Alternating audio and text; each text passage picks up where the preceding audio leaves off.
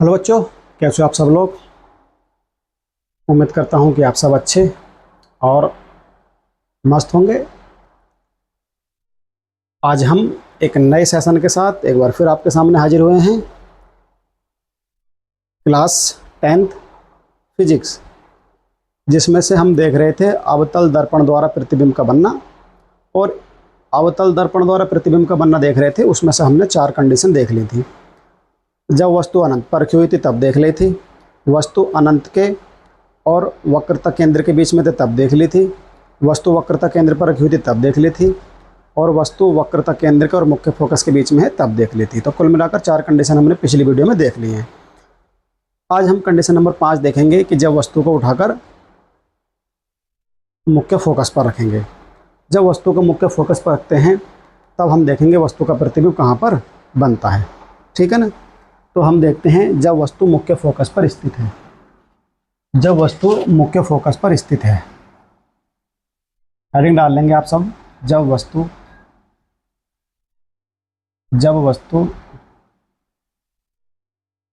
मुख्य फोकस पर, जब वस्तु मुख्य फोकस पर स्थित है, जब वस्तु मुख्य फोकस पर स्थित है, अवतल दर्पण लेंगे और अवतल दर्पण के सामने हम ये देख लेंगे कि वस्तु, अवतल दर्पण लेंगे और अवतल दर्पण के सामने हम वस्तु को मुख्य फोकस पर रख देंगे और उसके बाद देखेंगे हम प्रतिबिंब कहाँ पर बनेगा। ठीक है ना। तो हम देखते हैं जब वस्तु मुख्य फोकस पर रखी हुई है तो देखो जरा, ये कोई हमने अवतल दर्पण लिया, ठीक है ना, और बाहर से इस पर मैंने कलाई कर दी। बाहर से क्या करी है मैंने, इस पर कलाई। तो ये दर्पण बन गया है अवतल। ये अवतल दर्पण हो गया। ठीक, ये होता है परावर्तक पृष्ठ। परावर्तक पृष्ठ के बीच के बिंदु को कहते हैं ध्रुव, जिसे P से प्रदर्शित करते हैं। ये होता है हमारा मुख्य फोकस। ये होता है हमारा ये होती है हमारी मुख्य अक्ष। ये होता है हमारा मुख्य फोकस और ये होता है हमारा वक्रता केंद्र। ये होता है हमारा वक्रता केंद्र। पिछली वीडियो में मैंने आपको बता दिया है। ठीक है ना। अब वस्तु को वक्रता केंद्र पर रखेंगे। कोई वस्तु थी भाई AB, मैंने उसको कहाँ पर रख दिया, वक्रता केंद्र पर रख दिया। ठीक, वक्रता केंद्र पर रखा। अब एक किरण वस्तु के शीर्ष से चलेगी जो अवतल दर्पण पर आपतित होगी। ठीक, तथा परावर्तन के पश्चात मुख्य फोकस से होकर जाएगी। परावर्तन के पश्चात कहाँ से होकर जाएगी, मुख्य फोकस से होकर जाएगी। ठीक है भैया, मुख्य फोकस से होकर जाएगी। और जो दूसरी किरण है उससे एक प्रकाश की किरण चलेगी और जो पीछे बढ़ाए जाने पर वक्रता केंद्र से होकर जाएगी। जो पीछे बढ़ाए जाने पर वक्रता केंद्र से होकर जाएगी, जो परावर्तन के पश्चात अपने ही मार्ग पर वापस लौटेगी। जो परावर्तन के पश्चात अपने ही मार्ग पर वापस लौटेगी। तो ये दोनों जो परावर्तित किरणें हैं, ये वाली, ये दोनों जो परावर्तित किरणें हैं एक दूसरे को अनंत पर मिलेंगे, ऐसा मानकर चलेंगे। कहीं पर भी नहीं मिल रही तो ऐसा मानकर चलेंगे अनंत पर मिलेंगे।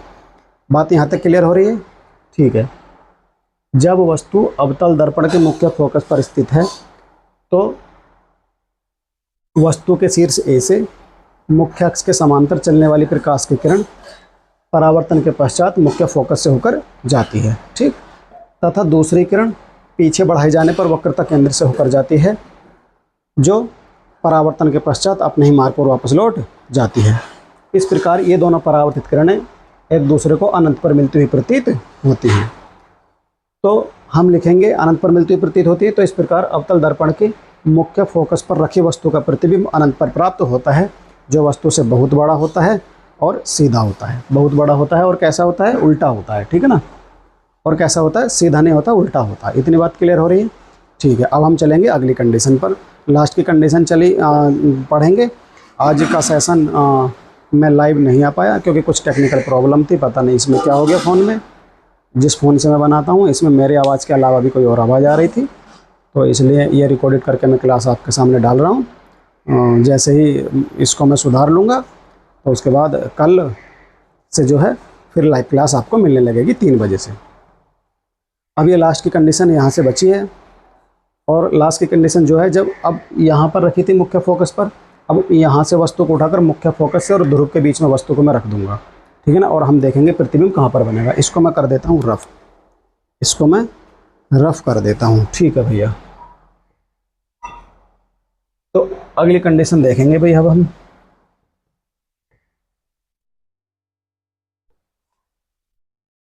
जब वस्तु मुख्य फोकस तथा ध्रुव के बीच स्थित है, जब वस्तु मुख्य फोकस तथा ध्रुव के बीच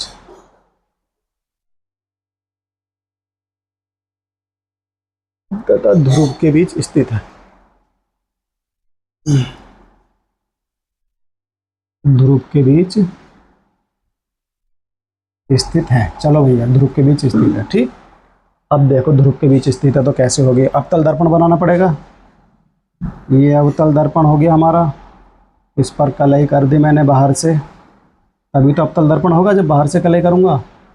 जब बाहर से कलई करी तभी तो अवतल दर्पण हुआ। अवतल दर्पण की पहचान मैंने क्या बताई थी, अगर किसी पारदर्शी गोलीय पृष्ठ पर बाहर से अगर कलई हो रही है तो अवतल दर्पण, और ये वाली कलई अंदर से हो रही है तो उत्तल दर्पण, ठीक है ना।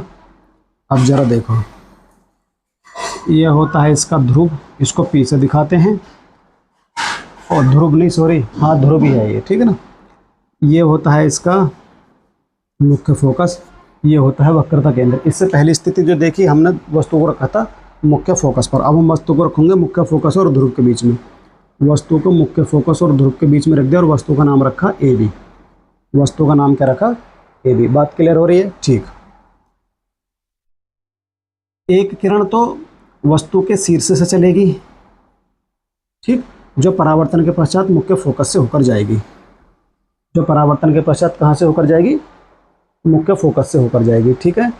और दूसरी किरण जो है, दूसरी किरण वक्रता केंद्र से होकर जाएगी। दूसरी किरण वक्रता केंद्र से होकर जाएगी, ठीक, जो परावर्तन के पश्चात अपने ही मार्ग पर वापस लौट जाएगी। परावर्तन के पश्चात अपने ही मार्ग पर वापस लौट जाएगी, ठीक है ना। परावर्तन के पश्चात देखो अपने ही मार्ग पर वापस लौट जाएगी। ये इधर परावर्तन के पश्चात अपनी यहाँ से चली वक्रता केंद्र की तरफ, और परावर्तन के पश्चात अपने ही मार्ग पर वापस लौटी है। ये दोनों किरणें इधर तो कहीं पर नहीं मिलेंगी, परंतु दर्पण के पीछे, ये दर्पण के पीछे मिलती हुई प्रतीत होंगी। ये देखो, ये मिल गई दर्पण के पीछे, ये मिलती हुई प्रतीत हो गई यहाँ पर। ये मुख्य अक्ष को आगे बढ़ा देंगे, ठीक है ना। तो जो मुख्य फोकस और ध्रुव के बीच रखी वस्तु का जो प्रतिबिंब बनेगा ना, वो बनेगा दर्पण के पीछे या दर्पण के सामने, दर्पण के सामने बनेगा, और आभासी बनेगा। तो आभासी को हम डॉटेड लाइन से दिखाते हैं। आभासी को किससे दिखाते हैं, डॉटेड लाइन से, और बनेगा ए डैश और बी डैश, ए डैश और बी डैश। तो जितने भी हमने अवतल दर्पण द्वारा प्रतिबिंब का बनना पढ़ा, ठीक है ना, जितना भी हमने अवतल दर्पण के द्वारा प्रतिबिंब का बनना पढ़ा, सब में जो प्रतिबिंब बनना था, सब में जो प्रतिबिंब बनना था ना, उल्टा बनना था। पहली और लास्ट कंडीशन ऐसी है जिसमें वस्तु का प्रतिबिंब कैसे बन रहा है, सीधा बन रहा है। या पहली वाली कंडीशन में वो जो था बिंदु का आकार का बना था, ठीक है ना, मैंने पिछली वीडियो में आपको बता दिया है। तो जब वस्तु मुख्य फोकस के और ध्रुव के बीच में रखी है ना, तब वस्तु का प्रतिबिंब कहाँ पर बनता है, दर्पण के सामने सीधा और आभासी बनता है। दर्पण के सामने सीधा और आभासी बनता है, ठीक है। कैसे पढ़ेंगे, जब कोई वस्तु अवतल दर्पण के मुख्य फोकस और ध्रुव के बीच में स्थित है, तब वस्तु के शीर्ष ए से मुख्य अक्ष के समांतर चलने वाली प्रकाश की किरण अपवर्तन के पश्चात मुख्य फोकस से होकर जाती है, तथा दूसरी किरण दर्पण के वक्रता केंद्र से होकर जाती है, जो परावर्तन के पश्चात अपने ही मार्ग पर वापस लौट जाती है। ये दोनों किरणें पीछे तो कहीं पर भी नहीं मिलती, परंतु इन्हें आगे बढ़ाए जाने पर दर्पण के सामने किसी बिंदु पर मिलती हुई प्रतीत होती हैं। इस प्रकार ध्रुव तथा मुख्य फोकस के बीच रखी वस्तु का प्रतिबिंब दर्पण के सामने प्राप्त होता है, जो वस्तु से बड़ा, सीधा और आभासी प्राप्त होता है। ठीक, इतनी बात क्लियर हो रही है। आज की वीडियो छोटी रहने देते हैं, कल की वीडियो में चलेंगे हम। तो कल हम चलेंगे उत्तल दर्पण द्वारा प्रतिबिंब का बनना। अवतल दर्पण की 6 कंडीशन थी, 6 की 6 कंडीशन हमने देख ली। पिछली 4 कंडीशन मैंने आपको पीछे बता दी हैं, अच्छे से, बहुत अच्छे से बताई हैं। और ये 2 कंडीशन बची हुई थी, ये मैंने आपको आज बता दी हैं। तो आज की वीडियो में सिर्फ इतना ही। चलते हैं कल उत्तल दर्पण द्वारा प्रतिबिंब का बनना। मिलते हैं नेक्स्ट वीडियो में, तब तक के लिए धन्यवाद। जय हिंद, जय भारत।